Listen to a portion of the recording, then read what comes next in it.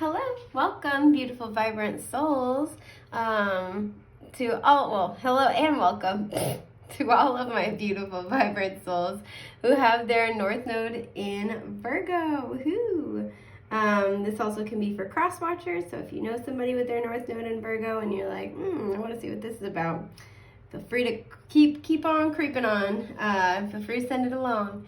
But yeah, welcome. I'm really excited to do this reading for you guys today. I do want to mention, because I'm going to be referencing your South Node as well, if you are interested in doing a deeper dive into that, I also have a South Node series that I've put out in the past, so feel free to check that out. It's in the astrology readings playlist.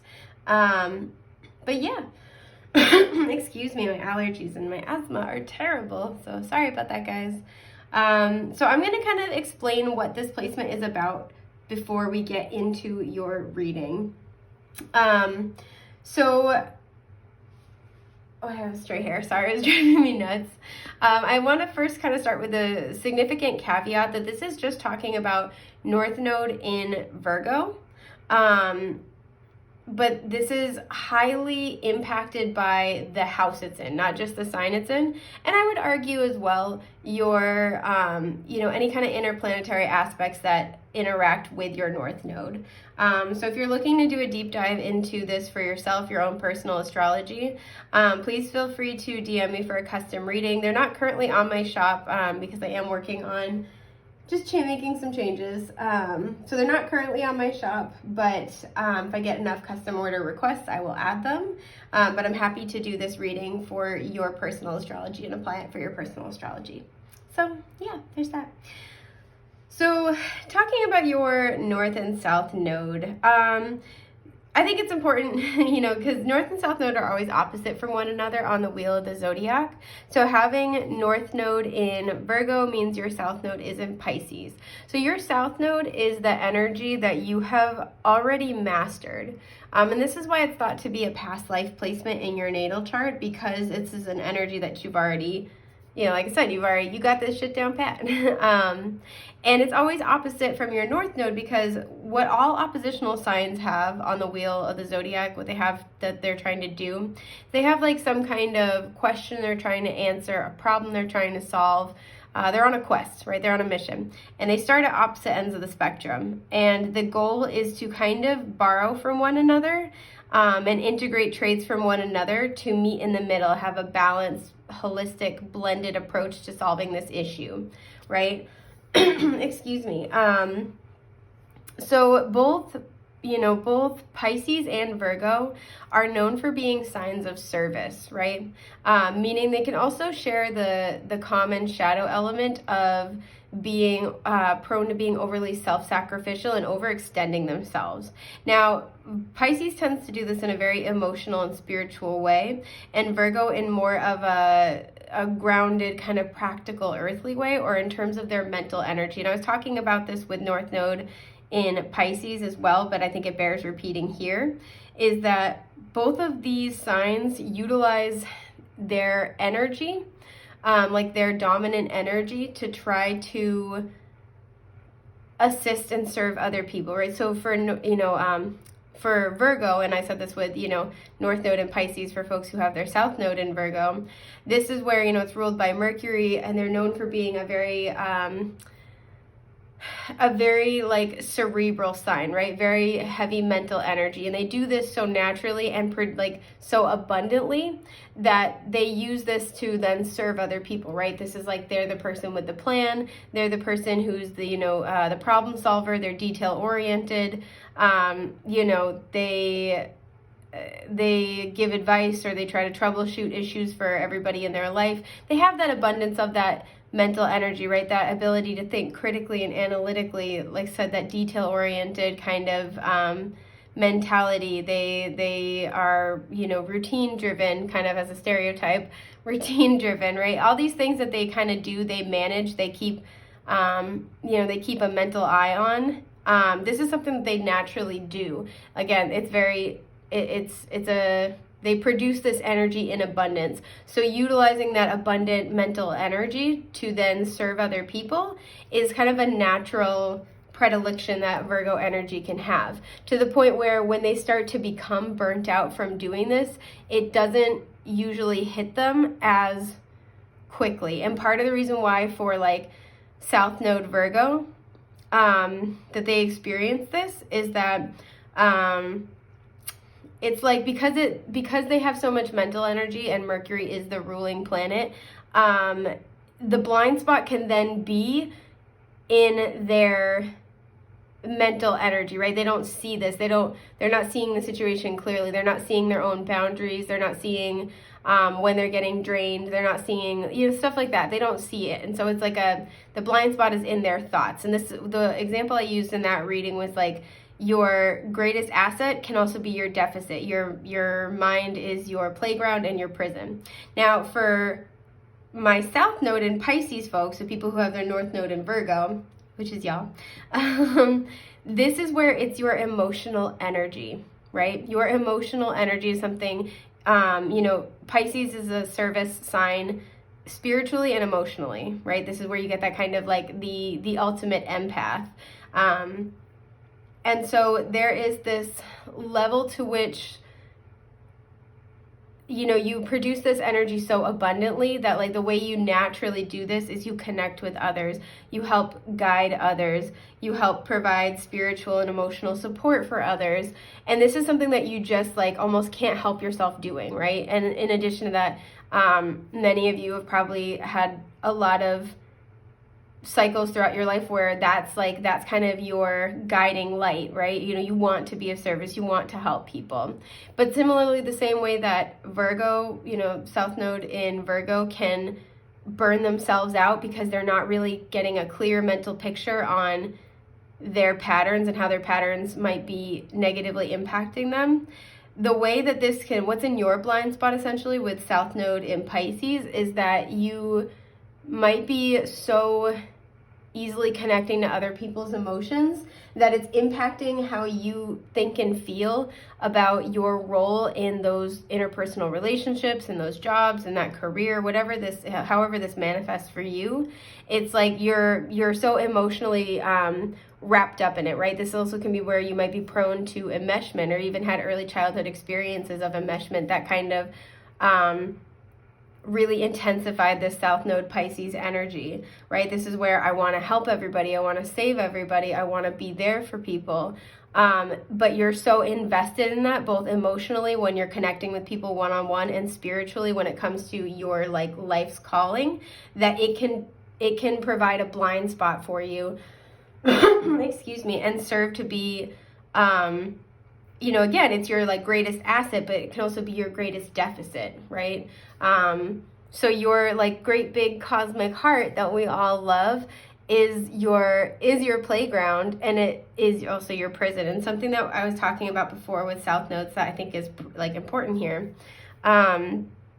is that, like I said, your South Node, the energy you've already mastered, you're being encouraged to move toward your North Node. And in doing so, you'll like end up kind of equilibrating and seeking balance at a soul level.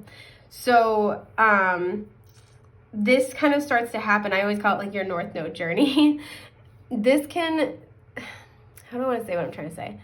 When you're on your North Node journey, the more you're being pushed toward your North Node, you'll know when it's time, because your South Node, being the energy you've already mastered, is something that you are naturally gifted with and you might default to. And this is because in this past life, or this previous lifetime, whenever you've mastered this energy, it worked for you. It produced good results. It was, you obviously invested the time to master these skills. It served you, and it likely served others. But in this lifetime, you will kind of get a sense when you're being pushed more toward your North Node, because your South Node energy will start to become less effective for you. And this can manifest in a number of different ways. Sorry if you can hear the plane going overhead. We don't usually get planes this low, but anyway. Also sorry for my sniffles. It will become less effective for you. So this can manifest where, especially with South Node Pisces, you start experiencing a lot more energetic and emotional burnout.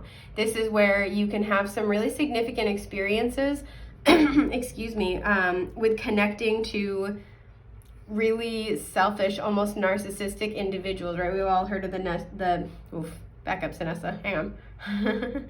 We've all heard of the empath narcissist dynamic. Wow, my mouth just like went on strike for a second there. Sorry guys, like I don't know why I could not get that out. Taking a sip of my coffee. Oh, it's so good. Oh my god. Okay.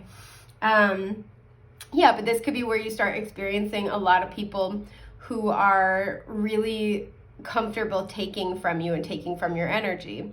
This can be where, excuse me, this also can be like an internal change, right? Where it's like maybe you're just kind of like, when is it going to be my turn?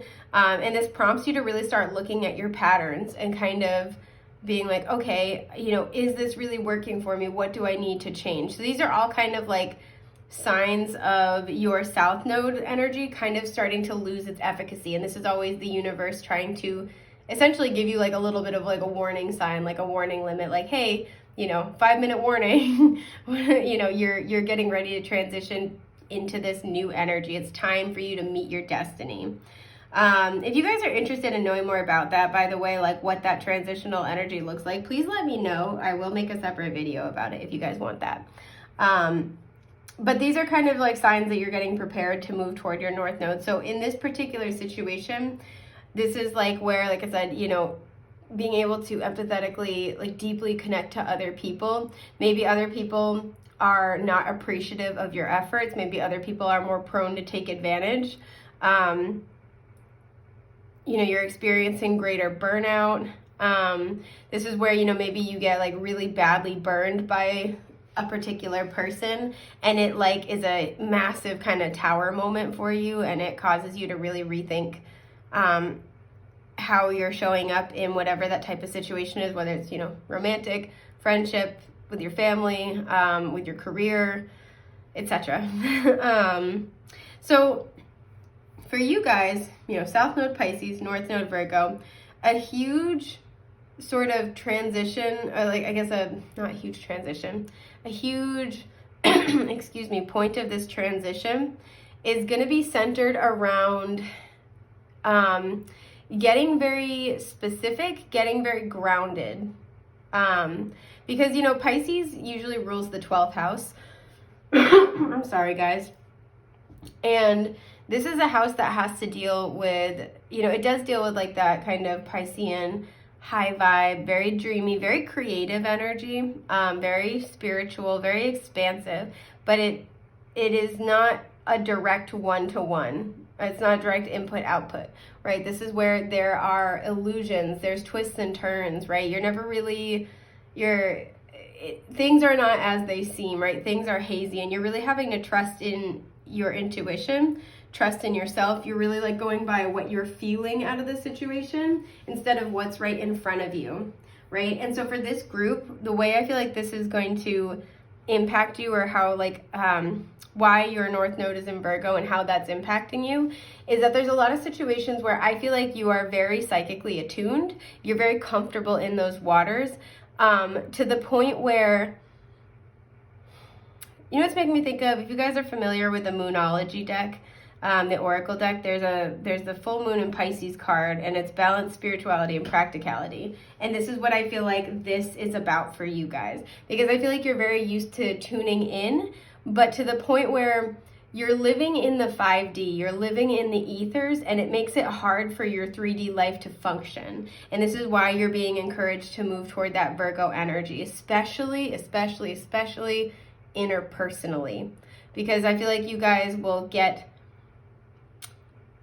like this group especially, I feel like they're kind of prone to, like, you'll get, like you can really feel someone's energy, the good and the bad, right? So when you like someone, you really like someone, no matter how they're presenting, no matter how, you know, what other people have to say about them. If you think they're a good egg, you stand by that, right? If you don't like somebody, you are just like, whoop, no, get away from me. And this is generally something that's spot on that you should follow. But the way that I think that this could get you into trouble is that you might really feel into a person's energy and you empathize, right, deeply. Like I'm feeling it as I'm talking about it.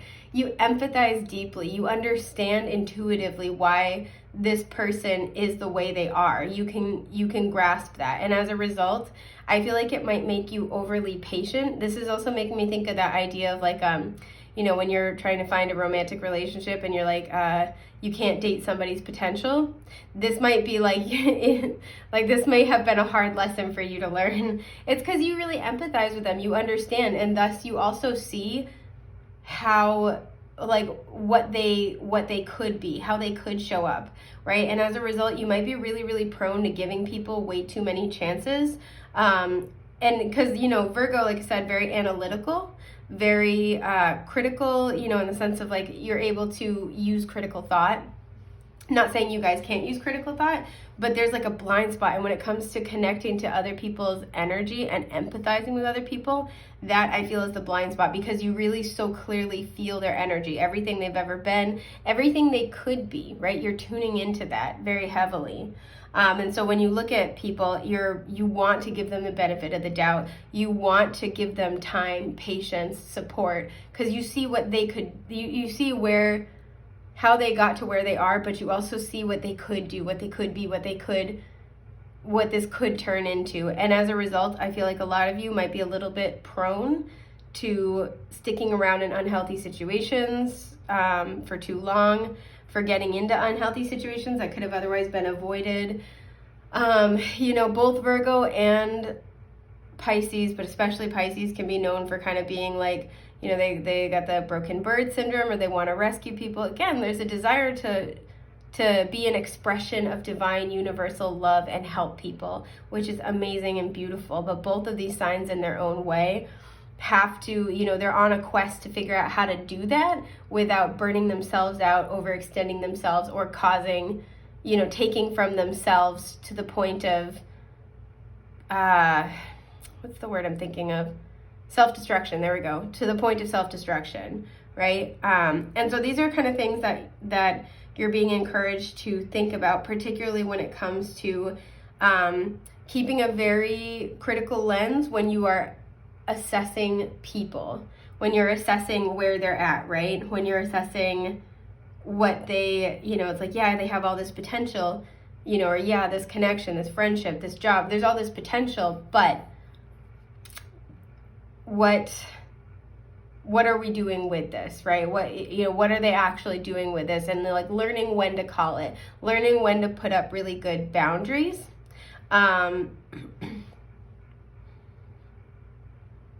Yeah, I'm trying to think if there's anything else. Because, you know, Virgo usually rules the 6th house, and this is a sign that's all about healthy mind, body, spirit connection. That's the other thing I was going to say. There we go. So for some of you too, there can be illusions that keep you in almost addictive cycles, and this could be quite literal with addiction, or this can be more figurative, or more kind of like things that we can become emotionally dependent on. There could be cycles having to do with addiction and or codependency that need to be healed, right? Because again, Virgo ruling the 6th house, healthy mind, body, spirit connection.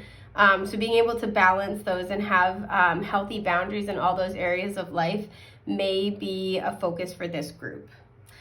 So this is kind of an overview of what this placement is all about, what it entails. But with that, I'm going to get into your cards. I have oh, I thought I had to burp. I did, but it was a teeny burp. Like it was like bitty burp.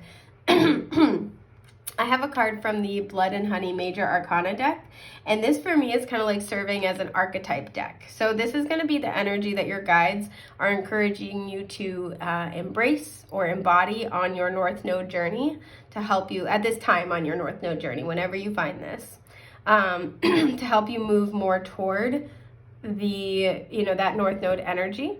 These two cards might be kind of giving hints as to what area of life or situation this is playing out for you in right now. And then we have kind of this like message or word of advice from your guides, and I will pull further tarot to get a better idea of what's going on.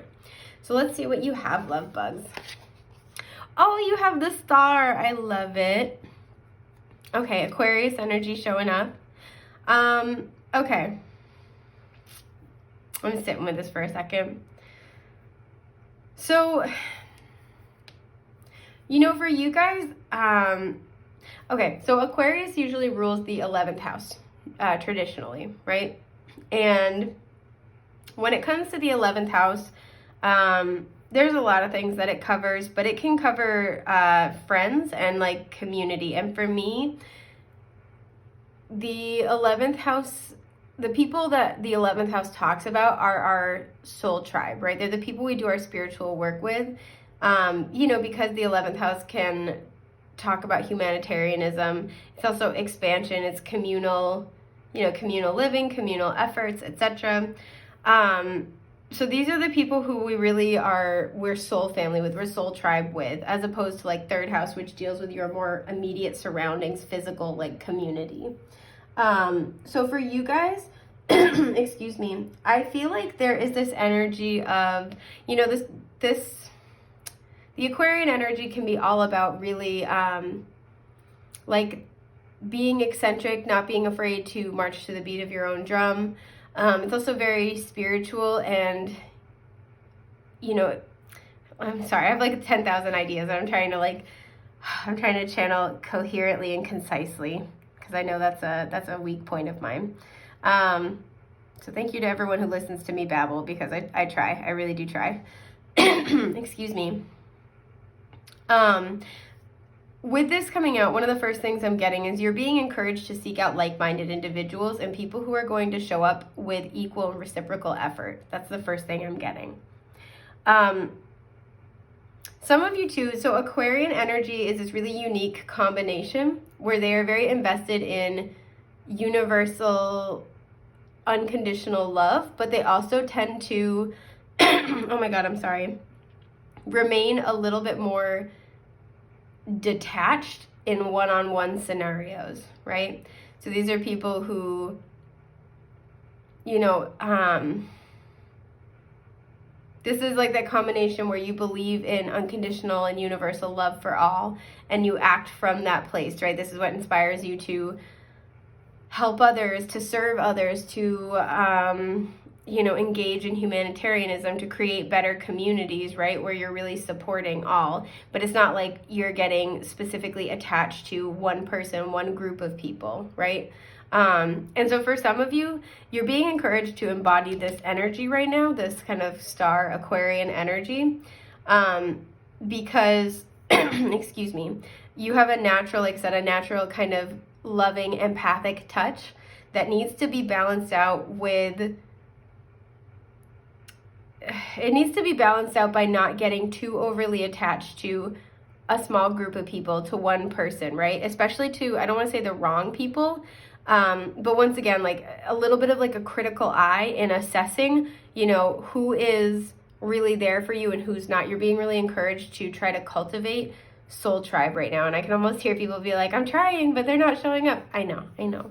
Part of what might be blocking you though, and the reason why you're kind of being like this part of your journey scooting toward your North Node, because, you know, our North Node journey lasts our whole lifetime, right? You know, scooting toward your North Node energy is to have that kind of Virgo, again, that analytical lens when you're looking at people and being able to appropriately analyze, like, yes, okay, I want to help this person. Yes, I feel for them. Yes, you know, we're deeply emotionally interconnected right now. But on the other hand, are they showing up for me, right? Are they healthy for me? I think that's a huge question that this, you know, South Node in Pisces might have to answer for themselves.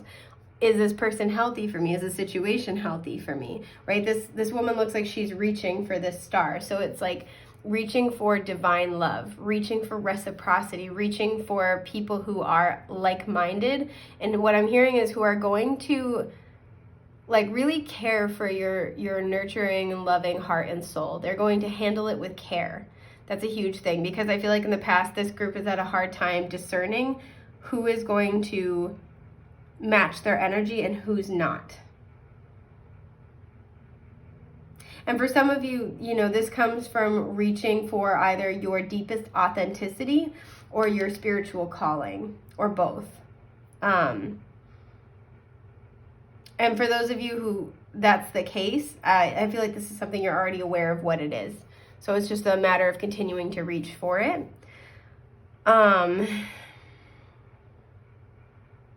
Also too, okay, so this is a side note, I would check your 11th house. Any placements you have in your 11th house can indicate the role that you take up in groups of friends, as well as in your soul tribe. And for some of you, if you have a, like, whatever your 11th house placement is, or like some placements, you're being encouraged to reach for that role, because that role will help kind of balance this natural desire to want to help people, but will also, you'll be finding your place in your circle of people. And so by finding your place, it like balances out the energy where you're able to connect with others and be of service in a way that feels natural, that feels gratifying, that feels like you're helping people, but you're also not burning yourself out because you're part of the group, and your energy is balanced with theirs in that way, right? Or you're at least like you're working on that. It's more attuned. So I know it's a very specific message, but I did want to share it. So yeah, more than anything else, it's like really reaching for divine love, reaching for purpose, reaching for soul family, but reaching for people who are going to really be there for you, to see you, to know you authentically. This is a timeless reading, so whenever you find this, the new or full moon in Aquarius might be a really good time to do work in this area. But yeah, let's see what you got for your other cards, because now I'm nosy. Holy shit, you guys, divine love. I don't look at these cards either. Oh my god, I'm gonna pee my pants. Sorry, I just get so excited. Card 16 that reduces to a 7, pink amethyst with the soul star chakra. What the hell? And then surrender. Pisces is all about that energy too. Some of you might have been born in 91. I always think about that whenever I pull this card. Yeah, it's like, it's interesting too. We have the red and the purple, and in this deck, as you see, there are cards where the Merkaba is a different color, and there's ones where it's the same. So when it's the same, I take that to mean that your internal frequency is now being matched in your external reality. But we have them being different here, right? So there's this level to which I feel like, red is kind of like this root chakra. We have a lot of red here too. And then purple is this kind of third eye crown chakra energy. There's this kind of like coming into balance again, surrendering to the balance between your spiritual self, especially internally, and your external reality. And I feel like this might be a very jarring thing for some of you. It's like your external reality never really feels like an accurate representation of what you feel internally. Again, it goes back to that Pisces energy where you can deeply connect to other people's energies, like in totality, right? You really feel their soul, you feel their emotions, you feel everything. So even if you can't put your finger on it, you can't quite articulate it, you can't quite conceptualize it, you feel it, and you're not wrong about that. But there's something that it's like a need to surrender to what is, and what is in the now, right? Instead of what exists within another soul, what could be. For this group in particular, there's a need, because we also have, like I said, with 91, this reduces to a 10, which reduces to a 1, right? 10s are always about completion of a cycle, 1s are always new beginnings.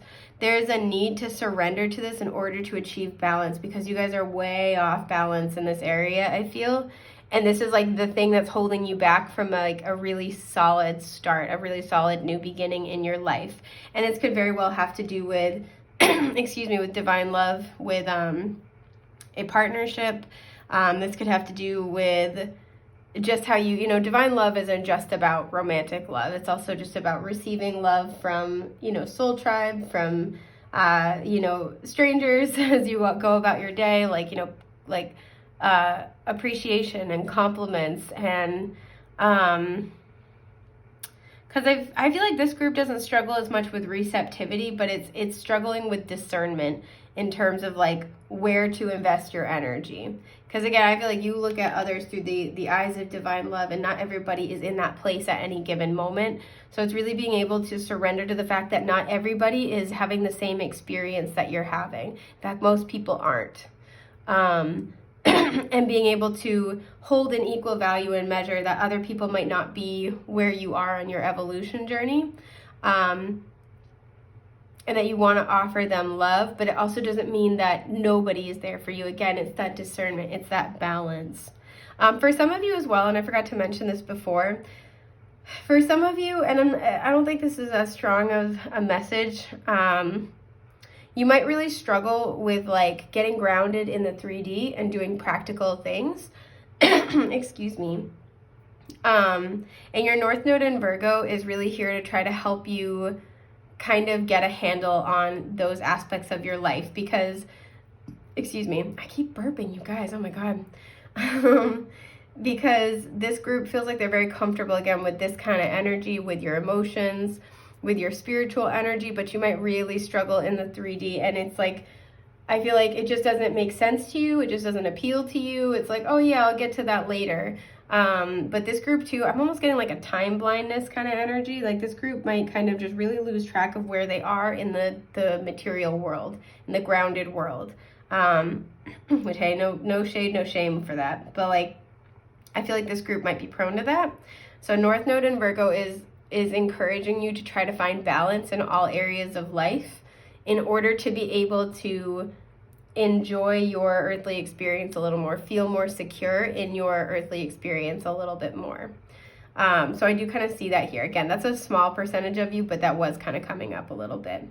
And I think I mentioned this before too, but like I said, your North Node journey lasts for the duration of your lifetime. So this is just like a message for where you are on your journey right now, but this is very likely to shift and change as you shift and change and you grow, right? You know, the message you get now about this might be totally different than the message you'd get about the same topic in a year or two. So just keep that in mind, that this grows and evolves, expands and changes as you do along your journey. Oh my God, you guys, I'm sorry. So let's see what your message is. You have, just ask. We have feathers, we have a key, we have gears here, and then the sun, in case those are important or synchronistic. It says there are many here in the spirit world that can assist you at this time. We are made up of divine source, your loved ones, friends, guides, angels, and spirit helpers who are waiting to assist you. We are your spiritual team, and all you have to do is ask for our help and guidance. Yeah, so like this is such like a sweet energy. I feel like you guys are kind of just beloved. There's a lot of divine love and like assistance for you, right? They want to help you. Because I feel like they see you, like your spiritual team is acknowledging that you're just like a little love bug. You're a little sweet pea. And they're kind of wanting to let you know, like, all you have to do is ask. They've also heard if you've been asking for help, they want you to know that your requests have been heard. Really drawn into the key. They're trying to give you information, but there's an element to which they need you to surrender to what they have to say. I want to know what needs to be surrendered a little more specifically. And it will be different for all of you, but like, I just kind of want to get some details. They're saying no, but I want to look at it. Okay, wow, there's the tower. Yeah, we have another 16 here and here. So that might be an important number. But it is reversed, right? So there's something where it's like you understand that something isn't working, something needs to change. And this is why I feel like a lot of you, whether consciously or kind of just in your energy, top of the deck is the Queen of Swords. There's that discernment and boundary setting. A lot of you have recognized either consciously or in your, just kind of in your energy that something isn't working, and that there needs to be a shift and a change. And so this is what they're kind of asking you to surrender to, is they're trying to bring in new insight, new information. I'm really drawn into the sun. So they're trying to bring in some type of illumination for you, to try to help make this an easier process. I'm hearing an easier transition. So let's get some more details though. The Five of Wands reversed, yeah. And the Three of Pentacles reversed, absolutely. I'm like, abso-freaking-lutely. But yeah, okay. So Five of Wands, this is usually upright. This is all about petty people. These are, people who are trying to get, this is like a, you're vying for dominance, right? You're trying to, this is a power struggle. That's the word. That's the phrase I was looking for. It's a power struggle, right? And it's usually competitive, petty people. Nobody really knows what's going on. There's kind of just like a bunch of different energies sort of competing with one another. And like I said, power struggle. And the Three of Pentacles upright is usually like the exact opposite. Teamwork makes the dream work. This is a spiritual partnership. So what I feel like needs to be surrendered here is that you've had this kind of like what we were talking about, where I feel like you see a lot of the potential, you see how things could work well, because there's this assumption that other people are operating from this divine love the same way that you are. Other people are reaching for that. Other people are reaching for expansion, for growth, you know, for universal and unconditional love, and the kind of the changes that need to be made in order for that to become a governing principle for the collective, if that makes sense. And I feel like this has made it very, very hard for you to discern who you can actually build something with and who you can't. I feel like there's been a lot of situations where you had very, very high hopes for connections in your life, for people, and it's just ended up being not only you know, a fight, a power struggle, but one that it feels like you always lose, right? And it's because you are coming to the table collaboratively and they are coming to the table competitively. And that's a huge thing to recognize, is that something could have all the potential in the world, but if you're saying, hey, it's me and you versus the problem, it's me and you solving the issue, and they're coming to the table saying, hey, it's me versus you, let's see who's going to be right here, let's see who's right about how to fix this, you guys are automatically not going to build anything, because this person doesn't want to build. Then this person is interested in a winner and a loser, a leader and a follower. And I'm not suggesting that implies that followers are losers. That's not at all what I mean. But like, this person is looking at it like there's a power structure here and you're not. And that is one of the biggest differences. And so I feel like you've had a hard time discerning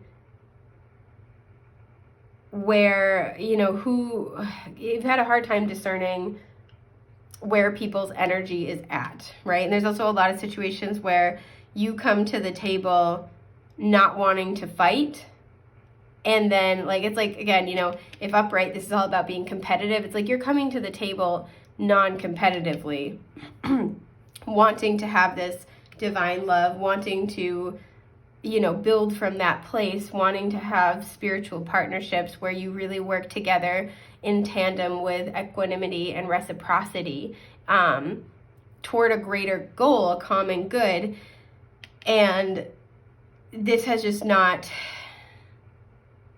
really turned out to be the case more often than not with most of the partnerships, most of the people, most of the opportunities that you've engaged in your life. So you're being asked to surrender this old pattern, and your guides are here to help you gain clarity and insight first and foremost.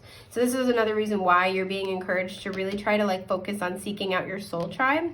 I want to know more about that, actually, as I'm talking about it. So like, I just want to pull cards about it because I have questions. Because obviously we all want our soul tribe. So the question is, you know, what is blocking this? What is getting in the way? And we were talking about discernment, absolutely, but I feel like there's more to it. So we're gonna get more. Yeah, the Fool at the bottom with potential, dude. What the hell? Okay, we have the Knight of Swords reversed, Gemini, Libra, Aquarius. We have the Ace of Pentacles. Okay. We have the Wheel of Fortune. I absolutely love it. And the 10 of Cups. So we have 2 10s and a 1. I think that's really fascinating. We were just talking about that. 10s are, you know, completion of a cycle. 1s are always new beginnings. I want to clarify what this Knight of Swords reversed is, though. It's this one. Yeah. This 2 of Pentacles reversed. Okay. And again, there's that potential at the bottom. Yeah. So hang on, I'm just sitting with this for a little bit. So this kind of makes me think of the 2 of Pentacles, all about, you know, balance. It's going back and forth, weighing the pros and cons, but it's also juggling something. And I always talk about this too, especially because we have the Ace of Pentacles showing up. When the universe is trying to give us something, we ask the universe for something, right? The universe wants to give it to us. Imagine that energetically you have like this basket in your arms. If the basket is full, you can't receive anything. You can't put anything else in it, right? So a lot of the times when we ask the universe for something, it needs to be a trade. We take something out of the basket, we hand it over, and we get this thing that we want, right? So if you're asking for, you know, better connections in your life, right? Higher vibrational people, soul tribe, you know, spiritual companions, spiritual collaborators with whom you can really build something beautiful. For some of you with the 10 of Cups, you're asking for like a divine partner, a divine counterpart. there are things in your life that need to, you got to make that exchange. And with the Two of Pentacles reverse and the Knight of Swords reverse, I feel like, again, normally I gotta say, I have mixed feelings about the Knight of Swords usually. He's the kind of person where he's very witty, he's very smart. He is kind of blunt to a fault, but he does tell it like it is, and I appreciate that to a certain extent. But the biggest issue I have with the Knight of Swords is that he is kind of, in my opinion, he's kind of cocky, right? This is somebody who, he's past the page stage, but he's not at the Queen and the King stage. So he thinks he knows everything, but he has not tempered his, excuse me, he has not tempered his knowledge with wisdom of experience yet. And I feel like these are people that you may have been dealing with. Sorry, my eyeball is itchy. Hang on, I'm fixing my itchy eyeball. Oh, goodness gracious. These may have been people that you've been dealing with, but I also feel like these are people who have tried to, don't have a similar mindset. They're not motivated by the same type of mindset that you are. These are also people who have tried, with that Five of Wands reversed we saw earlier, who have tried to kind of like make you think and feel that you're wrong, right? These are people who feel themselves to be right all the time, no matter what, and they will fight you on that. So if you present a different idea, if you, want to take a different approach, if you want to try something different, something new, these are people who, if they're in agreement with you, great. But the second that you depart from what they want, their comfort zone, what they think to be right, they fight you on it. And this is where I feel like you've been going back and forth with the Two of Pentacles reversed in the past, is trying to reason with people like this, or trying to not even reason, trying to connect with them, right? Because again, you are here to collaborate. The people you've been dealing with are here to compete. And that has nothing to do with you. That has everything to do with where they are on their journey, what they've experienced, how they understand life to be. And, they just have to grow and go on their own evolution journey. But I feel like you've spent a lot of time in the past trying to hold space for what, for where they're at and where you're at, right? For their needs and your needs. And I think in the past, it's been really hard for you to do this, to the point where, yeah, exactly, I accidentally flipped it over, to the point where when you had to choose, it's like you ended up always having to kind of cater to them, to choose for them. Because the difference is that, yes, there needs to be room in all connections for both people to authentically show up and meet in the middle and compromise. But the difference is that they're looking to make it a power struggle and you're not. Your style of communication and conflict resolution is automatically geared toward making space for the two of you to show up as you are and have your needs met. Your style, like I said, of conflict resolution is automatically integrating that process in, whereas theirs is not. If that makes sense. I hope it does. So what this is talking about is that things are shifting in your life, right? You have put out this desire to the universe, right? I want stability. I want stable connections. I want, maybe family. I want a divine counterpart. I want, this is total emotional fulfillment, right? Your heart is full and you have people you love to share it with. I want divine love. I want divine happiness. You've put it out there to the universe, and the universe saying, okay, yeah, absolutely. We want to give you this chance to have this. And what they kind of want to put out here is like they're bringing this opportunity into your life. They're trying to bring this opportunity in, right? Because you have asked, they see that you're ready to surrender what was, or your old kind of, your old sort of like programming or how you would handle things, problem solving, like go-tos.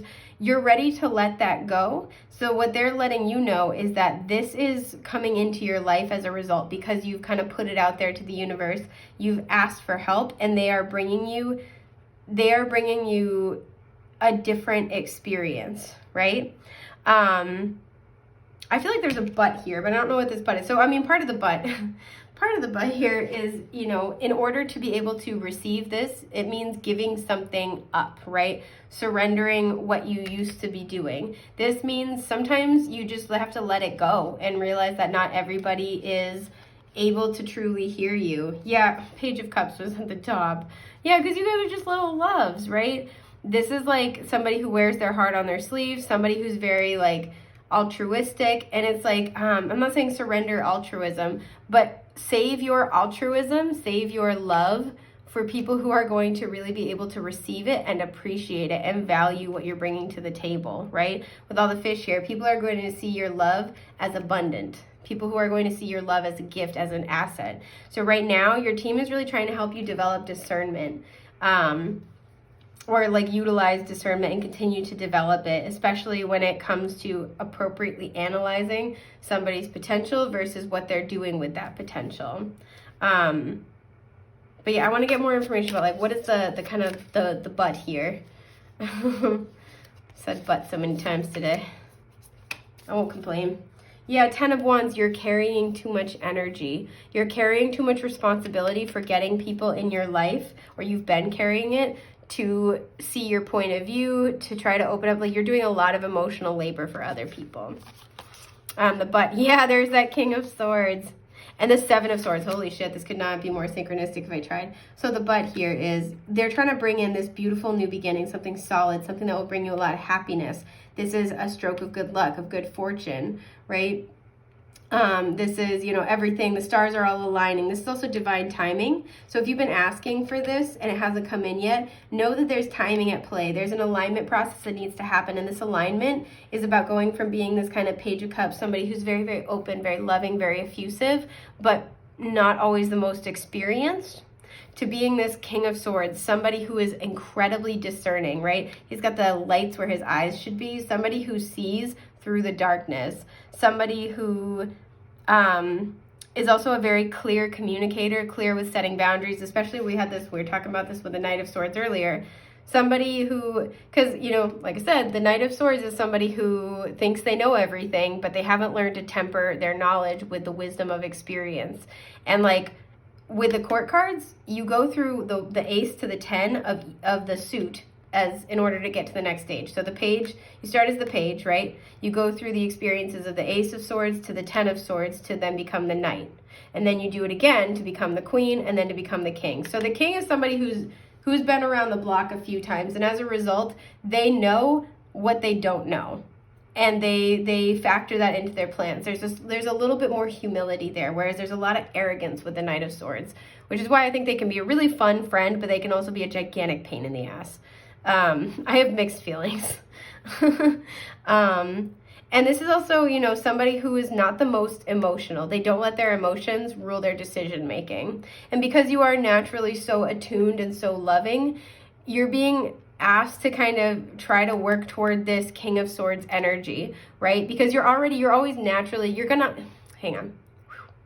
You're not going to lose this Page of Cups energy. You're not going to lose your effusiveness, your loving nature. It's just about protecting that energy so you give it to the right people, right? And it makes the biggest impact, and you're also not burning yourself out, because if you're burnt out and you're closed off and you're like, you've just been hurt so many times by life to the point where you're not able to have an open heart chakra, you're not able to really help anyone, right? And you're also miserable in your own experience, both of which are no bueno. But I feel like because we have him looking at the Seven of Swords, this person's looking back, you've been through a lot of experiences where people have tried to sabotage you, have tried to lie to you, deceive you, sneak away. Like, you've been through a lot of treachery and deceit. You've been through a lot of crappy stuff. And again, it's because you see the potential in somebody, you see what it could be, and then it rarely ends up living up to that. So what your guides are trying to say, you know, this is the but, is that there's this need to surrender to being a little bit more analytical and being a little less forgiving with this group. And I don't even want to say less forgiving. You're just kind of looking at like, okay, like this is very much like look at their actions, not their words, right? Look at the present, not, you know, looking toward their past, you know, things like that. Like plan for their bad times, not for their best moments, right? I was talking about this with a friend earlier this summer, but like I was talking about if I could go back in time and tell myself something from like, you know, 10 years ago, what would I tell myself from 10 years ago. And this is this energy of like somebody loving you well 30% of the time is not really loving you well. And this kind of has that energy where it's like, it's not about being cold and detached from your emotions, but it's about saying, okay, you know, is this person really going to come through? Is this person really solid? Or are they going to dip? You know, are they going to like, you know, betray me? Are they going to significantly let me down, right? Are they going to like, it's just about being wise about where you invest your energy in, because your energy and your emotions are so precious, so beautiful. And it's hard to be that much of a raw nerve going through this life as it is. So adding a little bit of these, like, you know, that Virgo energy, that that being, you know, critically analytical, is going to help protect that beautiful energy that you have. So you are having a more pleasant experience, you attract more pleasant experiences, but you're also, the service that you do offer, the support, goes farther, right? Because when you're always trying to help somebody who isn't really open to being helped, your work is only going to make so much of an impact, right? And this is about like protecting your energy, so only those who are really appreciating you, who are valuing you, who are reciprocating, or who are really ready to make the changes that you want to assist them through, you know, get that energy. It goes farther, so you're less burnt out and it makes a better, bigger impact. I want to know about what this is that's coming in for you. I do, feel like it will be different for all of you. For a lot of you, there's a huge emphasis on relationships and soul tribe. For some of you, you're also going to be encouraged to travel. I do see that, but I want more details because I'm nosy. Spiritually nosy and regular nosy too. Woo, okay. Hey, Six of Wands. Yeah, okay, they're saying take that one. Okay, so we have Six of Wands reversed. Wow, the Empress reversed. Okay. Are you guys okay? The Five of Swords. Yeah, I hate the Five of Swords. That always drives me nuts. And the Nine of Pentacles reversed. Okay. So what I feel like is happening, because these are all really positive cards, but they're all reversed. This one's a negative card and it's upright. What I feel like your team is trying to talk about is that they're trying to get you out of this energy and into the inverse, right? Six of Wands is victory, public recognition, success. The Empress is abundance. This is having really immaculate self-worth. And the Nine of Pentacles is being very materially abundant, very independent, very stable. And it's like, these are the things that your team is trying to prepare for you, to bring you toward, right? You're getting recognized, you're getting appreciated, you're getting valued for your efforts, for the love that you put in, for the support that you bring, you know, your emotional sensitivity and intelligence. You're being valued and appreciated, right? And it's kind of like, oh, yes, I am awesome. Thank you for noticing. You know, Empress and the Nine of Pentacles reversed in a work scenario, well, actually the Six of Wands reversed too. In a work scenario, you're getting recognized, you're getting promoted, you're getting that raise, you're getting appreciated, you're getting offered even better jobs, right? In a material context, you're doing really well. It's like you could, you know, the Empress is somebody who, both the Empress and the Nine of Pentacles, because the Nine of Pentacles, like a mini version of the Empress, have amazing, like immaculate self-worth, and that's why they're so abundant, right? So there's like, you know, there's success, public recognition, appreciation, there's value. People are looking to you as, especially because we had at the bottom of the deck was the Emperor reversed.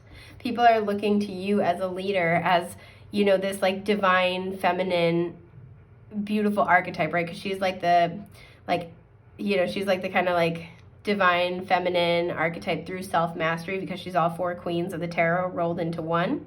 She's also like this divine mother, divine like, you know, love and partner kind of energy. She's Venus's energy. So, you know, this is somebody who's knows their worth, knows their value, has mastered themselves. They got it going on. This is also somebody whose relationships and whose finances and career are popping off. Like, this is good shit, right? The Nine of Pentacles, this is somebody who is financially stable, who's very independent within themselves, who loves their life as it is, just for themselves, right? They're really enjoying it. They don't, you know, they also have great boundaries. It's like all of this is wanting to come in for you. And the one thing that's in the way is this Five of Swords. This is very similar to the Five of Wands, but it's even more so, right? It's like if you could put the Knight of Swords and the Five of Wands together, that's this energy. Where it's like people who are petty, people who say things in the moment, they lash out when they're feeling emotionally triggered, and they're not really thinking about how it affects you or how they're damaging their relationships long term.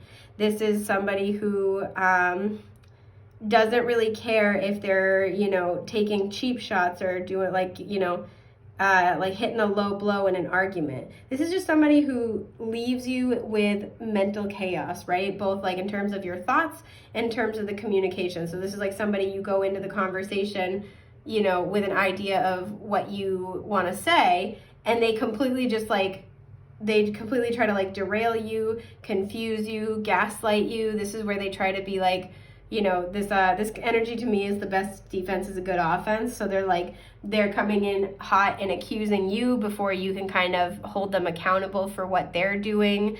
This is just somebody who's causing a lot of issues and doesn't really care all that much, or doesn't recognize that they're causing a problem, right? So this also can be somebody who's very easily emotionally dysregulated, and they react in the heat of the moment. And then later on, they want to kind of pretend like nothing happened, or they kind of like are like, oh yeah, sorry. But they're not realizing like, you can't say this heinous, horrible crap and then expect me to forget about it and act like nothing happened. Like, you can't keep doing that. And I feel like these are the kind of people you've been dealing with, is like, and you have a lot of empathy for them because you know they've been through some stuff, right? My mom used to say this about difficult people, and it rings true. She was like, well, you know, try to have some perspective. They don't come out the chute that way. And like, it's true though. Like, you know, people don't end up like that just because, you know, something happened to them. And I feel like you guys are very sympathetic to that, empathetic to that even.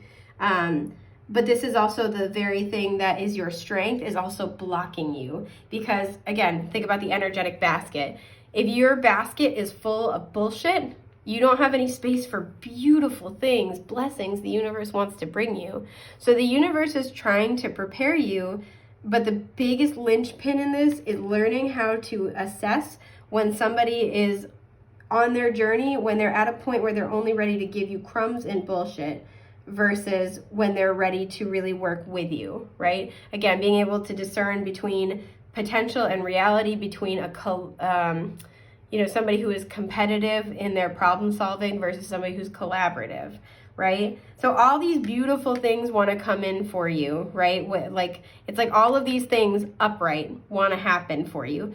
But addressing this issue, learning how to spot it, learning how to advocate for yourself, to put up boundaries, learning how to, you know, figure out what's an appropriate amount of time and space to give somebody in order to make changes versus pulling the plug. All of these things, very analytical, very critical, are what has been preventing this from manifesting. So your guides are going to be bringing up a lot of opportunities to start to work on this discernment wherever this might play out for you. This could be just one area of life, like career. This could be in your interpersonal relationships. This could be in your home or with your family.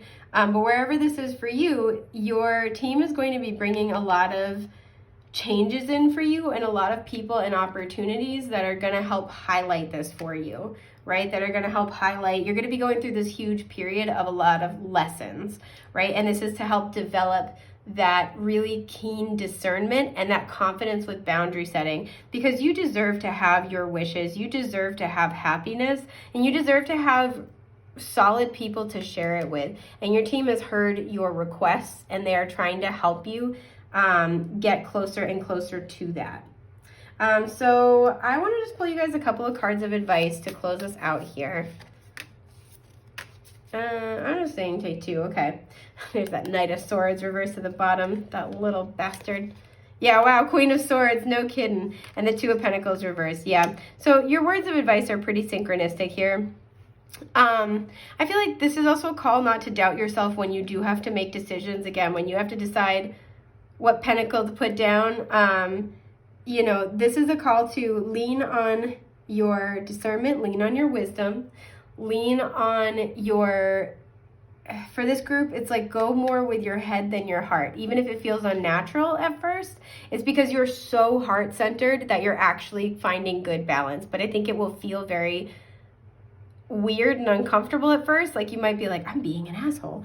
No, you're not being an asshole. It's just when you're just so naturally like enmeshed and like empathetically attuned to other people, it can be hard to kind of work past that, right? It can be hard to extricate yourself from that. So your advice right now is to, I'm almost getting this energy too with the Queen of Swords, to really reflect on your past experiences and try to kind of like be really analytical about those experiences so you can point to like, okay, especially with this Knight of Swords, yeah, because underneath the Knight of Swords is the Eight of Swords. The Knight of Swords reversed. Think back to all the Knight of Swords in your life, right? All the situations that have fallen apart.